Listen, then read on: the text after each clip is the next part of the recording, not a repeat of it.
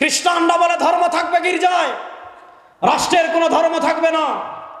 আর আমাদের দেশের বাঙালি শাহবাগী নাস্তিকেরা এই চিন্তা আমাদেরকে এইভাবে শিখিয়েছে। তারা আমাদেরকে শিখিয়েছে ধর্ম থাকবে মাদ্রাসায়, তারা আমাদেরকে শিখিয়েছে ধর্ম থাকবে মসজিদে, তারা আমাদেরকে শিখিয়েছে ধর্ম থাকবে মাজারে, তারা আমাদেরকে শিখিয়েছে ধর্ম থাকবে উরুসে।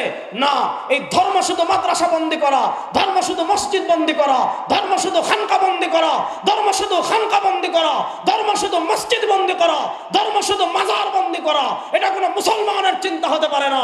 ইসলাম ধর্ম কেন এসেছে?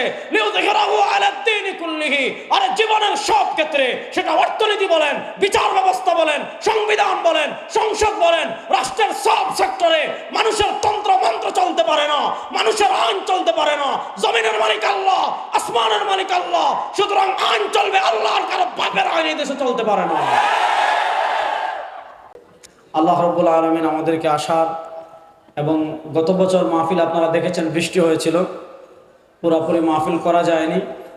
এই প্রতিকূল আবহাওয়ার ভিতর আল্লাহ গত বছর প্রতিকূল আবহাওয়ার পরে আজকে এই 2 দিন ব্যাপী মাহফিলে একদম শেষ দিকে আল্লাহ আমাদেরকে উপনীত হওয়ার তৌফিক দান করেছেন। আমরা একবার সবাই কালেমাতুশ শুকর আদায় করি আলহামদুলিল্লাহ। রাত অনেক হয়ে গিয়েছে, আমি খুব লম্বা সময় আপনাদের নেব না। আর আমি তো এখানের মেজবান, আমাকে এখানে আপনারা সব সময় দেখেন, এজন্য দীর্ঘ কথা বলার সুযোগও নাই, দীর্ঘ কথা বলার সময়ও নাই। আজকে মূলত আমার ভাই শেখ আহমদুল্লাহ হাফিজুল্লাহ আসার কথা ছিল, তিনি ইমার্জেন্সি ইউরোপ সফরে গিয়েছেন, জার্মানি গিয়েছেন, ইতালিতে গিয়েছেন, আরও কয়েকটা রাষ্ট্রে গিয়েছেন। তো আমি আজকেও কথা হয়েছে তার সাথে আমার, তিনি মাযরাত করেছেন এবং বলেছেন আগামীতে আসবেন ইনশাআল্লাহ। তো আপনারা 2 দিন ধরে দীর্ঘ রাত, গতকালকেও দীর্ঘ রাত বয়ান শুনেছেন। আজকে আমাদের টার্গেট ছিল, আমি খুব জোর দিয়ে বলেছি 12টার ভিতর মাহফিল শেষ করতে, 12টার পরে না নেওয়া। তারপর অনেক সময় যেহেতু হয়ে গিয়েছে, আমি বেশি না, সত্য 8-10 মিনিট আপনার থেকে নেব, তারপর আমার আলোচনা আজকের মতো শেষ করবো। আমি আপনাদের কাছে 2টা কথা খুব সংক্ষেপে বলবো। একটা কথা হলো, শোনেন, ইসলাম ধর্ম আর অন্যান্য ধর্মের একটা মৌলিক পার্থক্যের জায়গা আছে। একটা মৌলিক পার্থক্যের জায়গা কোথায়? হাকিমুল উম্মত আল্লামা আশরাফ আলী থানভী রাহিমাহুল্লাহ লিখেছেন, পৃথিবীতে আমরা যদি খ্রিস্টান রাজ্যগুলো দেখি, পৃথিবীতে যে রাষ্ট্রগুলো খ্রিস্টান রাজ্য হিসাবে পরিচিত, আমরা ইউরোপ কান্ট্রির রাষ্ট্রগুলোর কথা বলতে পারি, তাদের রাষ্ট্র পরিচালনার একটা মৌলিক থিম আছে। আমার জুবায়ের ভাই যেগুলো বলে গিয়েছেন, এটার সাথে আমি শুধু একটা হাসিয়া যোগ করে আজকে কথা শেষ করব। ইউরোপিয়ান রাষ্ট্রগুলো তারা যে চালায়, তাদের রাষ্ট্র পরিচালনার একটা মৌলিক থিম হলো, তারা রাষ্ট্রকে রাষ্ট্রের জায়গায় রাখে, ধর্মকে ধর্মের জায়গায় রাখে। অর্থাৎ তাদের থিম হলো, আপনি ধর্ম যত পালন করবেন, ধর্ম পালনের জায়গা হলো গির্জা। তাদের রাষ্ট্র পরিচালনার একটা মৌলিক থিম হলো, ধর্ম পালনের জায়গা হলো রাষ্ট্রের যে ধর্মীয় উপাসনারও এগুলো আছে, সেটা গির্জা হতে পারে, সেটা চার্চ হতে পারে, সেটা মন্দির হতে পারে। আপনি ধর্ম পালন করতে চাচ্ছেন, তাদের কথা হলো আপনি ধর্ম পালন 100 গির্জায় করেন, ধর্ম পালন 100 চার্চে করেন, ধর্ম পালন 100 মন্দিরে করেন। মন্দিরের বাহিরে ধর্ম থাকবে না, গির্জার বাহিরে ধর্ম থাকবে না, চার্চের বাহিরে ধর্ম থাকবে না। অর্থাৎ তারা ধর্মকে রাষ্ট্র থেকে একদম আলাদা করে ফেলেছে। রাষ্ট্র রাষ্ট্রের জায়গায় থাকবে, গির্জা গির্জার জায়গায় থাকবে, ধর্ম ধর্মের জায়গায় থাকবে, রাষ্ট্র রাষ্ট্রের জায়গায় থাকবে। রাষ্ট্রের আইন কি হবে? ধর্ম এসে মাথা ঘামাবে না। রাষ্ট্রের সংবিধান কি হবে? ধর্ম এসে মাথা ঘামাবে না। রাষ্ট্রের বিচার ব্যবস্থা কেমনে হবে? ধর্ম এসে মাথা ঘামাবে না। রাষ্ট্রের সংবিধান কি হবে? ধর্ম এসে মাথা ঘামাবে না। রাষ্ট্রের অর্থনীতি কি হবে? ধর্ম এসে মাথা ঘামাবে না। রাষ্ট্রের সংসদ কেমনে চলবে? ধর্ম এসে মাথা ঘামাবে না। রাষ্ট্রের সচিবালয় কেমনে চলবে? ধর্ম এসে মাথা ঘামাবে না। রাষ্ট্রের বিচার ব্যবস্থা কেমনে চলবে? ধর্ম এসে মাথা ঘামাবে না। রাষ্ট্রের ব্যবসা বাণিজ্য কেমনে চলবে? ধর্ম এসে মাথা ঘামাবে না। অর্থাৎ তারা ধর্মকে গির্জাবন্দি করে ফেলেছে। খ্রিস্টান রাজ্যের একটা মৌলিক স্লোগান ছিল, ধর্ম ধর্ম, গির্জা গির্জা। কায়সার কায়সার, অর্থাৎ তারা তাদের দেশের স্লোগান ছিল গির্জা গির্জায় থাকবে, ধর্ম গির্জায় থাকবে, রাষ্ট্রের কোনো ধর্ম থাকবে না, রাষ্ট্রের ধর্মের ছোঁয়া থাকবে না। অর্থাৎ তারা রাষ্ট্রকে ধর্ম থেকে একদম আলাদা করে ফেলেছে। ওই যে খ্রিস্টানদের যে চিন্তা ছিল ধর্মকে রাষ্ট্র থেকে আলাদা করে ফেলা, ধর্মের ছায়া রাষ্ট্রের সব সেক্টর থেকে মুছে ফেলা, সংবিধান থেকে ধর্ম মুছে ফেলা, অর্থনীতি থেকে ধর্ম মুছে ফেলা, সমাজের নেতৃত্ব থেকে ধর্ম মুছে ফেলা, বিচার ব্যবস্থা থেকে ধর্মকে মুছে ফেলা, ওই চিন্তাটা তারা মুসলমানদের ভিতর প্রচার করেছে। যেই পোশাকে, ওই পোশাকের নাম সেকুলারিজম তথা ধর্মনিরপেক্ষতা। খ্রিস্টানরা বলে ধর্ম থাকে গির্জায়, খ্রিস্টানরা বলে ধর্ম থাকবে গির্জায়, রাষ্ট্রের কোনো ধর্ম থাকবে না। আর আমাদের দেশের বাঙালি শাহবাগী নাস্তিকেরা এই চিন্তা আমাদেরকে এইভাবে শিখিয়েছে। তারা আমাদেরকে শিখিয়েছে ধর্ম থাকবে মাদ্রাসায়, তারা আমাদেরকে শিখিয়েছে ধর্ম থাকবে মসজিদে, তারা আমাদেরকে শিখিয়েছে ধর্ম থাকবে মাজারে, তারা আমাদেরকে শিখিয়েছে ধর্ম থাকবে উরুসে। না, এই ধর্ম শুধু মাদ্রাসা বন্দি করা, ধর্ম শুধু মসজিদ বন্দি করা, ধর্ম শুধু খানকা বন্দি করা, ধর্ম শুধু খানকা বন্দি করা, ধর্ম শুধু মসজিদ বন্দি করা, ধর্ম শুধু মাজার বন্দি করা, এটা কোনো মুসলমানের চিন্তা হতে পারে না। ইসলাম ধর্ম কেন এসেছে? লিউযহিরাহু আলা দ্বীনি কুল্লিহি। আরে জীবনের সব ক্ষেত্রে, সেটা অর্থনীতি বলেন, বিচার ব্যবস্থা বলেন, সংবিধান বলেন, সংসদ বলেন, রাষ্ট্রের সব সেক্টরে মানুষের তন্ত্র মন্ত্র চলতে পারে না, মানুষের আইন চলতে পারে না। জমিনের মালিক আল্লাহ, আসমানের মালিক আল্লাহ, সুতরাং আইন চলবে আল্লাহর, কারো বাপের আইন এই দেশে চলতে পারে না। কথা ভালো করে বুঝেন। তারা চায় তাদের মতো ইসলাম আমরা পালন করি। শুনেন, তারা চায় মানবাধিকার আমরা তাদের থেকে শিখবো, তারা চায় সাম্য আমরা তাদের থেকে শিখবো, তারা চায় বৈষম্য দূরীকরণ আমরা তাদের থেকে শিখবো, তারা চায় রাষ্ট্র পরিচালনা আমরা তাদের থেকে শিখবো, তারা চায় অর্থনীতি কেমনে চলবে আমরা তাদের থেকে শিখবো, তারা চায় বিচার ব্যবস্থা কেমনে চলবো আমরা তাদের থেকে শিখবো। আপনি তাদের ভাষায় কথা বলবেন, তাদের কণ্ঠে কথা বলবেন। আপনি তারা যে ইসলাম, ইস্ট ইন্ডিয়া কোম্পানি যে ইসলাম আমাদের উপর চাপিয়ে দিয়েছে, যে ইসলাম মানি শুধু জিকির করো, ইসলাম মানি শুধু নামাজে হাত বুকের উপর বাঁধবা নাকি নাবির নিচে বাঁধবা, এটা লয়ে মারামারি করো। ইসলাম শুধু নামাজে আমিন জুড়ে বলবা নাকি আসতে বলবা, এটা নিয়ে মারামারি করো। ইসলাম শুধু নামাজের পর মুনাজাত আছে কিনা, এটা নিয়ে মারামারি করো। আরে বেটা, হাদিসে যেমন নামাজে আমিন বলার কথা আছে, হাদিসে যেমন নামাজে হাত বাঁধার কথা আছে, তেমন সমাজ নেতৃত্ব দেওয়ার কথা আছে, রাষ্ট্রে ইসলাম প্রতিষ্ঠার কথা আছে, সমাজের সব সেক্টরে কোরআনের আলো জ্বালিয়ে দেওয়ার কথা আছে। তুমি হাদিসের নামে শুধু আমিন বলার মাসআলা বলবা, হাদিসের নামে শুধু নামাজে হাত বাঁধার মাসআলার কথা বলবা, আর রাষ্ট্রের সেক্টরে ফ্যাসিস্টরা মানুষের বানানো তন্ত্রমন্ত্রের কথা বলবে। তুমি তাদের বিরুদ্ধে কথা বলবা না, কোরআনকে সংবিধান প্রতিষ্ঠার কথা বলবে না। তোমার চেয়ে বড় দালাল আল্লাহর জমিনে আর কেউ না। কথা ভালো করে বুঝেন। ইসলাম এটা কখনো আনুষ্ঠানিক নির্ভর ধর্ম না। খ্রিস্টানরা তাদের ধর্মকে করে ফেলেছে ক্রিসমাস ডে নির্ভর। ক্রিসমাস ডে মানে ডিসেম্বরের 12 তারিখ তারা ক্রিসমাস ডে পালন করবে। এর বাহিরে তার ব্যক্তি জীবন কেমন চলে তাদের ধর্ম মাথা ঘামাবে না, তাদের রাষ্ট্র কেমনে চলবে তাদের ধর্ম মাথা ঘামাবে না, তাদের অর্থনীতি কেমনে চলবে তাদের ধর্ম মাথা ঘামাবে না। হিন্দুরা তাদের ধর্মকে কি করেছে? হিন্দুরা তাদের ধর্মকে পুজো নির্ভর করে ফেলেছে। আপনি দুর্গা পূজা করবেন, বিভিন্ন পূজার সময় মন্দিরে যাবেন, নাচ গান করবেন, তারপর দুর্গাকে যখন বুড়িগঙ্গায় ফেলে দিবে আপনি ট্রাকের পিছনে মিছিল দিয়ে দিয়ে যাবেন। বাস, এটাই তাদের ধর্ম। এর বাহিরে তাদের জীবনের প্রত্যেকটা ক্ষেত্র কেমনে চলবে তাদের ধর্ম তাদেরকে দিক নির্দেশনা দেয় না। রাষ্ট্রের সংবিধান কেমন হবে তাদের ধর্ম তাদের দিক নির্দেশনা দেয় না। রাষ্ট্রের বিচার ব্যবস্থা কেমনে চলবে তাদের ধর্ম তাদের দিক নির্দেশনা দেয় না। রাষ্ট্রের আইন কেমন হবে তাদের ধর্ম দিক নির্দেশনা দেয় না। এর বিপরীত ইসলাম, আপনি জীবনের জন্মগ্রহণ করার পর থেকে নিয়ে মৃত্যুবরণ করার আগ পর্যন্ত আপনার জীবনের প্রত্যেকটা ক্ষেত্রে কি আইন হবে, কেমন চলবে, কিভাবে চলবেন, সব কিছু কোরআন সুন্নাহ এবং ইসলামে আছে না নাই? বড় আসতে বলেন, ইসলামে আছে না নাই? আজকে আমাদের সমাজে এত অশান্তি কেন? আজকে আমাদের সমাজে এত দুর্নীতি কেন? আজকে আমাদের সমাজে এত বৈষম্য কেন? আজকে আমাদের সমাজে এত অন্ধকার কেন? এটার কারণ আপনি খুঁজে দেখবেন একটাই, ইস্ট ইন্ডিয়া কোম্পানি আমাদের থেকে বিদায় নিয়েছে 1947-এ। ইস্ট ইন্ডিয়া কোম্পানি, শুনেন আমি একটা ইতিহাস বলি।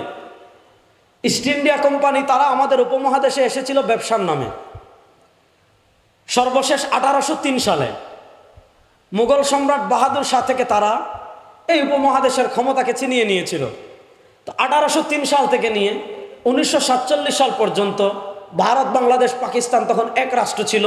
এই তিন রাষ্ট্রের ক্ষমতায় ছিল ইস্ট ইন্ডিয়া কোম্পানি। এই ইস্ট ইন্ডিয়া কোম্পানির আগে, অর্থাৎ 1803 সালের আগে 700 বছর এই ভারত উপমহাদেশের ক্ষমতায় ছিল মুসলমান।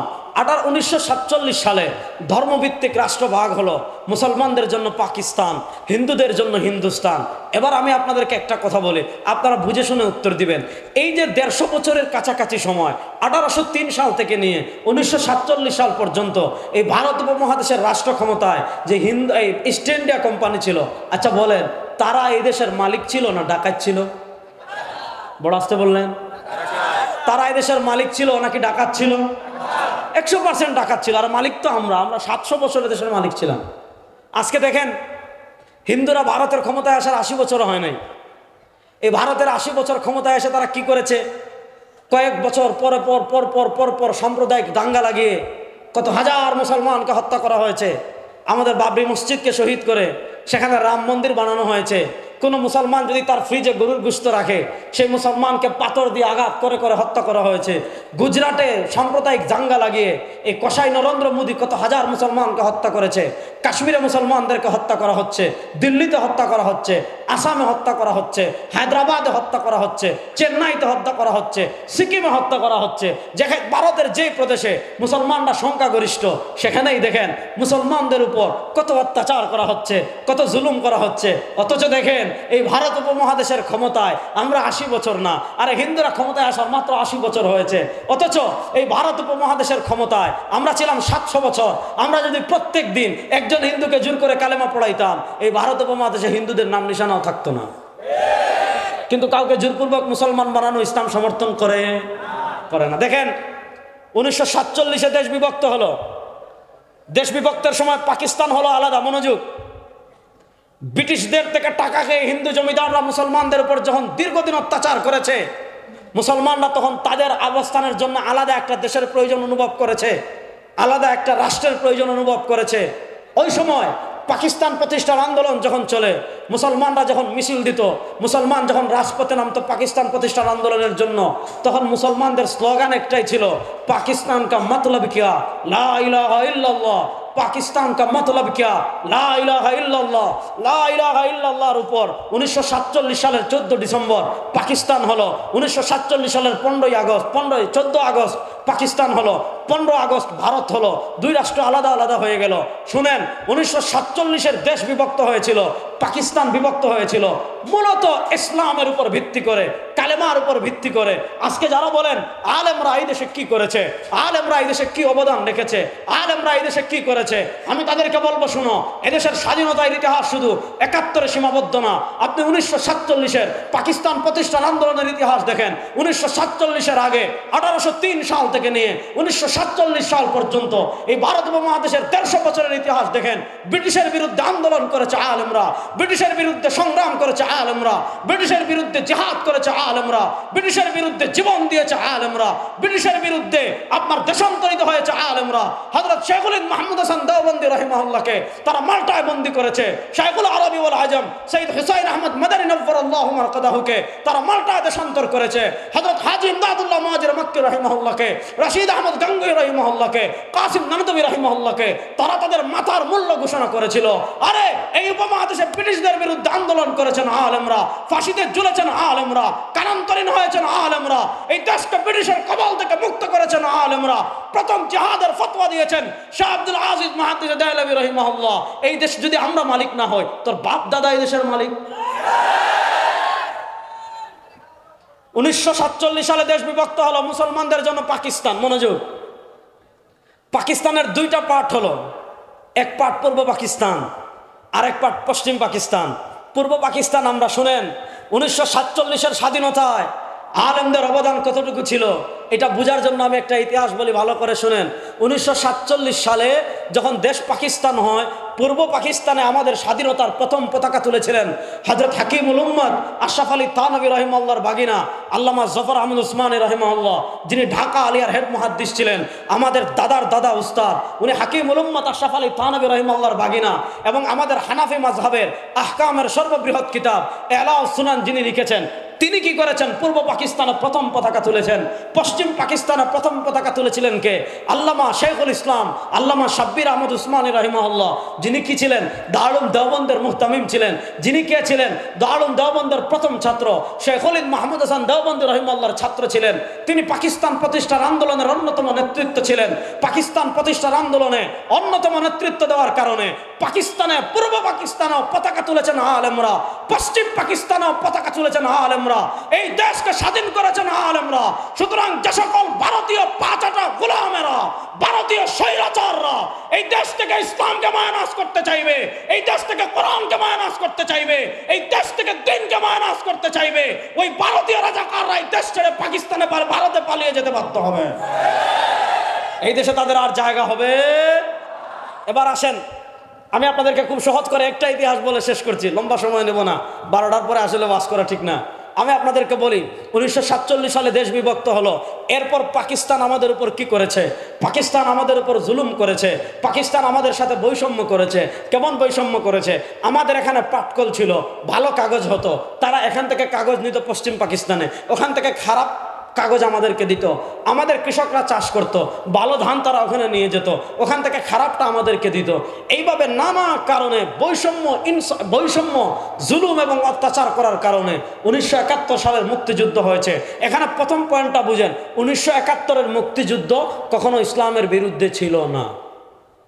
বলেন, 1971-এর মুক্তিযুদ্ধ কখনো ইসলামের বিরুদ্ধে ছিল? 1971-এর মুক্তিযুদ্ধের 3টা ভিত্তি ছিল। আমি আজকে আপনাদের সামনে চ্যালেঞ্জ করে গেলাম, আপনারা যারা আমার বক্তব্য শুনছেন, আরো অনেকে শুনবেন, যদি পারেন আপনি খণ্ডন করবেন আমার বক্তব্য, কিয়ামত পর্যন্ত পারবেন না। আমাদের মুক্তিযুদ্ধের যতগুলো ঐতিহাসিক সনদ আছে, আপনি 70-এর নির্বাচন দেখবেন, আপনি 69 গণ অভ্যুত্থান দেখবেন, আপনি 71-এর মুজিবনগর সরকারের ঐতিহাসিক 6 দফা দেখবেন। আমাদের মুক্তিযুদ্ধ কখনো সমাজতন্ত্র প্রতিষ্ঠার জন্য হয় নাই। আমাদের মুক্তিযুদ্ধ কখনো ধর্মনিরপেক্ষতাকে প্রতিষ্ঠা করার জন্য হয় নাই। আমাদের মুক্তিযুদ্ধের ভিত্তি ছিল 3টা জিনিসের উপর। একটা হলো সাম্য, আরেকটা হলো সামাজিক মর্যাদা, আরেকটা হলো মানবিক মর্যাদা। সাম্য, সামাজিক ন্যায় বিচার, মানবিক মর্যাদা। সাম্য, সামাজিক ন্যায় বিচার, এরপর হলো সাম্য, সামাজিক ন্যায় বিচার, মানবিক মর্যাদা।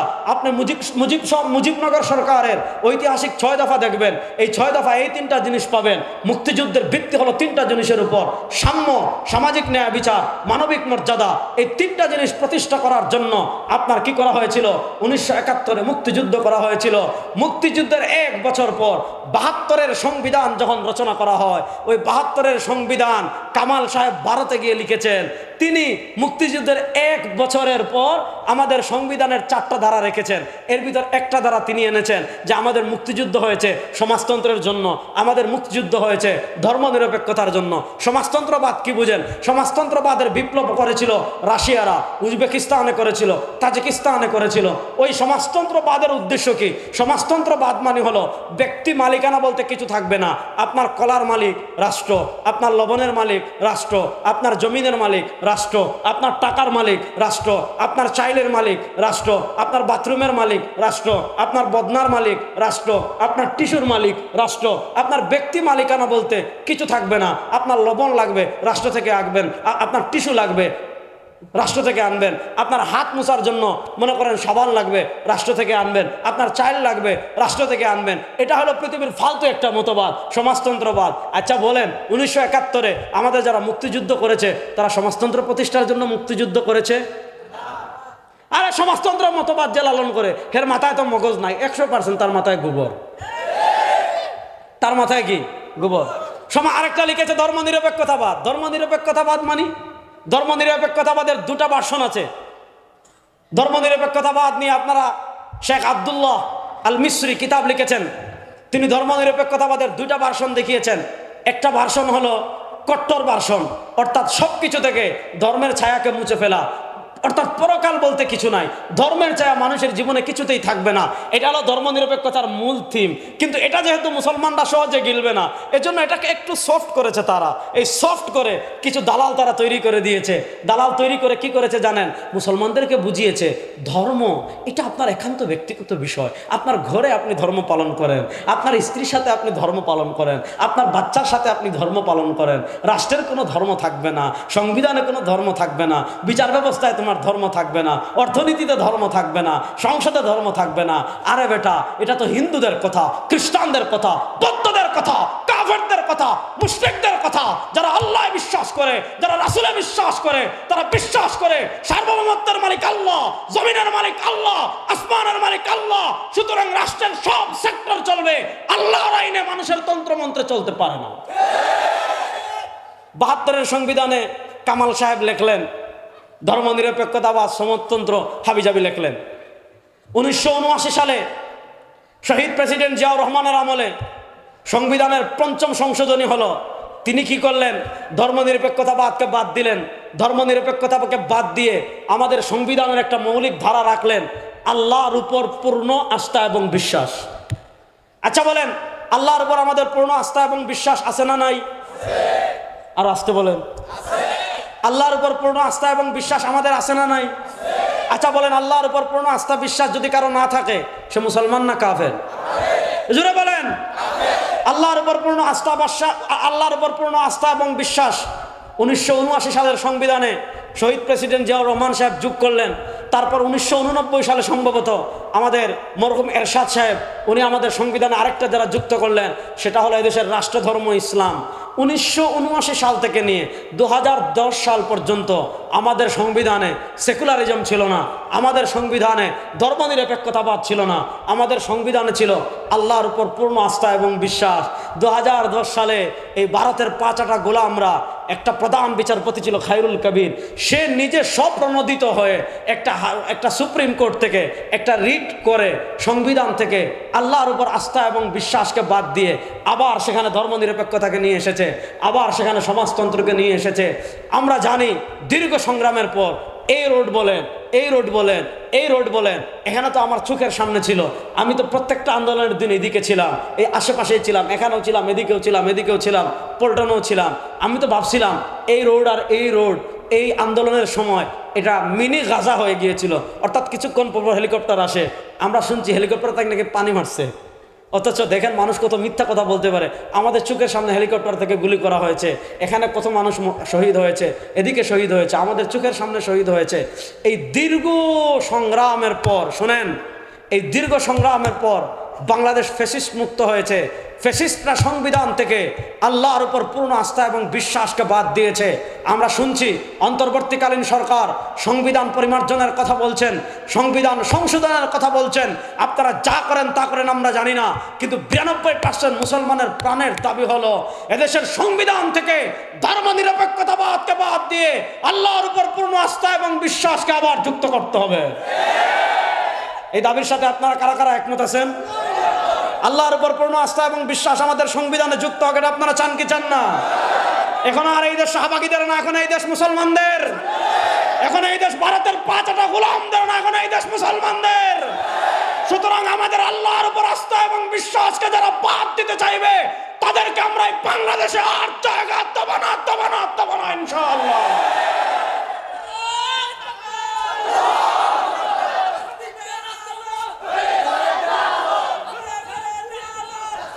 আমি আরেকটা কথা বলে আমার আলোচনা শেষ করছি। আমার ভাই জুবায়ের আফগানিস্তানের কথা বলেছেন। আমি গত বছর চট্টগ্রাম পোলো গ্রাউন্ডে বলেছিলাম যে আফগানিস্তানে আমেরিকা আগ্রাসন চালিয়েছে বোমা মেরে। আফগানিস্তানের চেয়ে বেশি আগ্রাসন আমাদের দেশে কেমনে হয়েছে, সেটার সবচেয়ে বড় দিক ছিল এই ফ্যাসিস্ট আওয়ামী লীগ। সবচেয়ে বড় যে ক্ষতি করেছে সেটা হলো আমাদের দেশের শিক্ষা সিলেবাস থেকে ইসলামকে টোটাল বাদ দিয়ে একদম হিন্দুয়ানি শিক্ষা সিলেবাস চালু করেছিল। আমরা অন্তর্বর্তীকালীন সরকার গঠিত হওয়ার পর শেখ আহমদুল্লাহ সাহেব, আমি, আমাদের গাজী আতাউর রহমান সাহেব, মৌলানা সাখাওয়াত হোসেন রাজি সাহেব, আমাদের ভাই আবদুল্লাহ সাইফুল্লাহ, তিনি অসুস্থ, খুবই অসুস্থ, গাড়ি অ্যাক্সিডেন্ট করেছেন। আপনারা তার জন্য দোয়া করবেন, আল্লাহ যেন তাকে দ্রুত সুস্থতা দান করেন। খুব ভালো মানুষ, আমার খুব কাছের মানুষ উনি। তো আমরা সবাই গিয়েছিলাম। তো আমরা 500 পৃষ্ঠার একটা গবেষণা তৈরি করে আমাদের আবদুল্লাহ মাসুম ভাইদের মাধ্যমে আমরা শিক্ষা উপদেষ্টাকে দিয়েছি যে দেখেন এই 500 পৃষ্ঠা আপনারা পড়বেন। তারা বলে আমরা কিছুই পারি না, যে যাক ওই আলোচনায় গেলাম না। তো 500 পৃষ্ঠার গবেষণা আমরা শিক্ষা উপদেষ্টাকেও দিয়েছি। 500 পৃষ্ঠার গবেষণা এনসিটিভি চেয়ারম্যান যিনি, ওনার কার্যালয়ে আমরা গিয়েছি, দেখা করেছি, তাকেও দিয়ে এসেছি। এই যে হিন্দুয়ানি শিক্ষা সিলেবাস, দেখেন হিন্দুরা তাদের ধর্ম পড়ুক, আমাদের কোনো আপত্তি আছে? কোনো আপত্তি নেই। কিন্তু আপনি মুসলমান বাচ্চাকে প্রণাম শিখাবেন। আর দেখেন আমাদের গত বছরের আলিয়া মাদ্রাসার ইতিহাস বইয়ে লিখেছে, জানেন এই যে 700 বছরে আমাদের যারা শাসক ছিলেন, কারা ছিলেন? আমাদের শাসক ছিলেন আওরঙ্গজেব, আমাদের শাসক ছিলেন সুলতান মাহমুদ গজনবী, আমাদের শাসক ছিলেন অর্থাৎ ইসলামী শাসক ছিলেন যারা ভারত উপমহাদেশের, আমাদের ইতিহাসের বইয়ে লিখেছে এরা নাকি ডাকাত ছিল। এরপরে লিখেছে আমাদের বাংলাদেশ নাকি একসময় ভারতের অঙ্গরাজ্য ছিল। এইভাবে মানে হিন্দুয়ানি সংস্কৃতির প্রতি একটা ছেলেকে ছোটবেলা থেকে কি করা হয়েছে, মানে হিন্দুদের সংস্কৃতি প্রণাম, যেখানে আসসালামু আলাইকুম রহমতুল্লাহ সেখানে সালাম বাদ দিয়ে হিন্দুরা যেমন প্রমাণকে প্রমোট করা হয়েছে। পরিবর্তিত বাংলাদেশে হিন্দুরা তাদের ধর্মীয় অধিকার 100 ভোগ করবে, আমরা চাই কোনো বৈষম্য হবে না। হিন্দুরা যেমন তাদের ধর্ম 100 পালন করবে, কিন্তু আপনারা সতর্ক থাকেন, হিন্দুরা কিন্তু হিন্দু লীগ হয়ে ফিরে ফিতনা সৃষ্টি করার চেষ্টা করবে। তো আমি আপনাদেরকে যেটা বলছি, তারা তাদের ধর্ম 100 পড়ুক, আমাদের আপত্তি নাই, কিন্তু শিক্ষা সিলেবাসে মুসলমান বাচ্চাদেরকে আর হিন্দুত্ববাদী শিক্ষা সিলেবাস চালু করবেন, বিবর্তনবাদ শিখাবেন, ট্রান্সজেন্ডার শিখাবেন, সেদিন কিন্তু শেষ। বলেন সেই দিন কিন্তু। এখন আমাদের দাবি হলো, যেহেতু এদেশের 92% মুসলমানের দেশ, এদেশের স্কুলে কোরআন শিক্ষাকে বাধ্যতামূলক করতে হবে।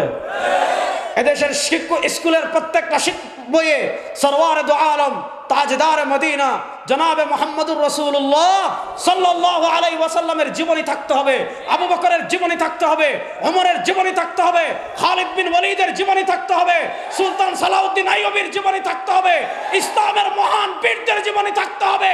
কারো বাপের জীবনী আমরা আর পড়তে চাই না, আমাদের বাচ্চারাও আর পড়তে চায় না। আপনি ফাইজলামি করবেন শিক্ষা সিলেবাস নিয়ে। সুতরাং শুনেন, সব দিক থেকে দীর্ঘ ত্যাগ, দীর্ঘ রক্তের পর, দীর্ঘ সংগ্রামের পর, শুনেন আমি আরেকটা গল্প বলি, এটা বলে শেষ করছি। 5 আগস্টের 2-3 দিন পর সব সমন্বয়কদের একটা বিশাল টিমের সাথে আমরা কয়েকজন আলেম বসেছিলাম। ওখানে ফজলুল করিম সাহেব ছিলেন, আমি ছিলাম, প্রত্যেক ঘরের আলেমরা ছিলেন, প্রফেসর মুখতার স্যার ছিলেন, এরকম আমরা ছিলাম। ওখানে আমরা একটা কথা বলেছিলাম, তখন মানে হিন্দুদের মন্দিরে আক্রমণের একটা সম্ভাবনা আছে, হিন্দুদের মন্দিরে আক্রমণ কেউ করতে পারে, তো আমরা যাতে আলেমরা তাদেরকে সহযোগিতা করি, এই জন্য তারা এসেছিল একদম শীর্ষ সবাই।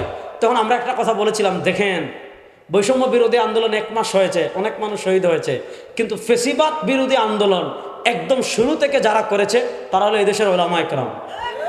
শত জুলুম সহ্য করে মসজিদে ফেসিবাদের বিরুদ্ধে বলেছে।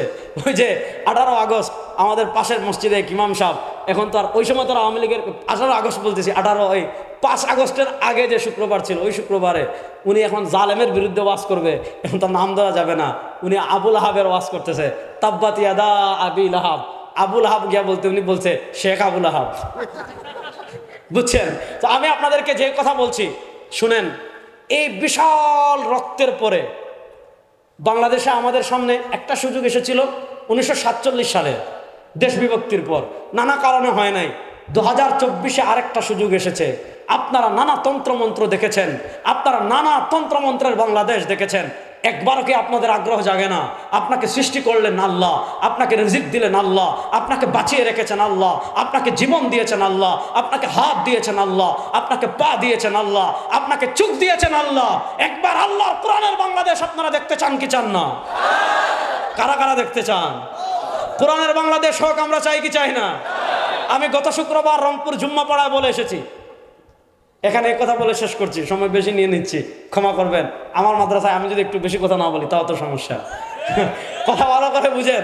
আমি গত জুম্মাবার জুম্মা পাড়ায় বলে আসছি, আপনারা রাষ্ট্র সংস্কারের কথা বলছেন, আপনারা দুর্নীতি বন্ধ করার কথা বলছেন, আপনারা খুন বন্ধ করার কথা বলছেন, আপনারা জুলুম বন্ধ করার কথা বলছেন, আপনারা টাকা পাচার বন্ধ করার কথা বলছেন, আপনারা বৈষম্য বন্ধ করার কথা বলছেন।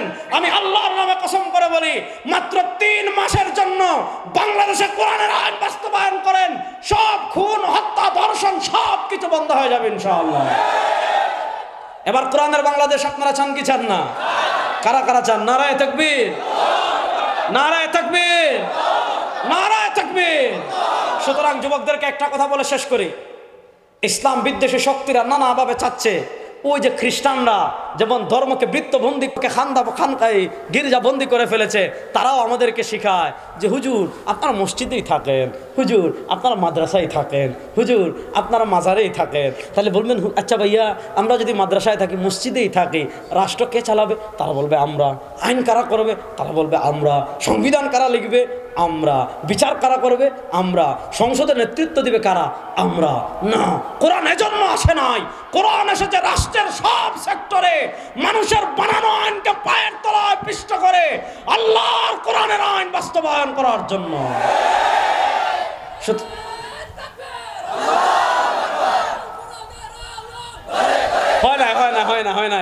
হয় নাই। আল কোরআনের আলো ঘরে ঘরে তো জ্বালছেন 52 বছর। এবার আল কোরআনের আলো সংসদে জ্বালবো ইনশাআল্লাহ। বলেন এবার আল কোরআনের আলো। আরো আস্তে বলেন, জুড়ে বলেন, আল কোরআনের আলো। এবার শুধু ঘরে না, এই দেশের সংসদে আমরা কোরআনের আলো জ্বালবো ইনশাআল্লাহ। এদেশের সংবিধানে আমরা কোরআনের আলো জ্বালবো ইনশাআল্লাহ। এদেশের বিচার ব্যবস্থায় আমরা কোরআনের আলো জ্বালবো ইনশাআল্লাহ।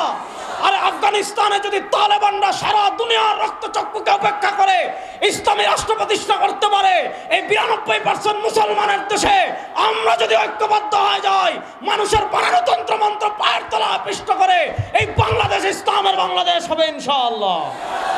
আল্লাহ ইসলামের বাংলাদেশ গড়ার জন্য আমাদের সবাইকে মেহনত করার তৌফিক দান করুন। আমাদের মাদ্রাসার মাহফিলে 2 দিন ব্যাপী আপনারা এসেছেন, আমিও এখানে আসি। আপনারা আমার জন্য দোয়া করবেন, আপনাদের জন্য দোয়া করি। সুবহানাকা আল্লাহুম্মা বিহামদিকা আশহাদু আল্লা ইলাহা ইল্লা আনতা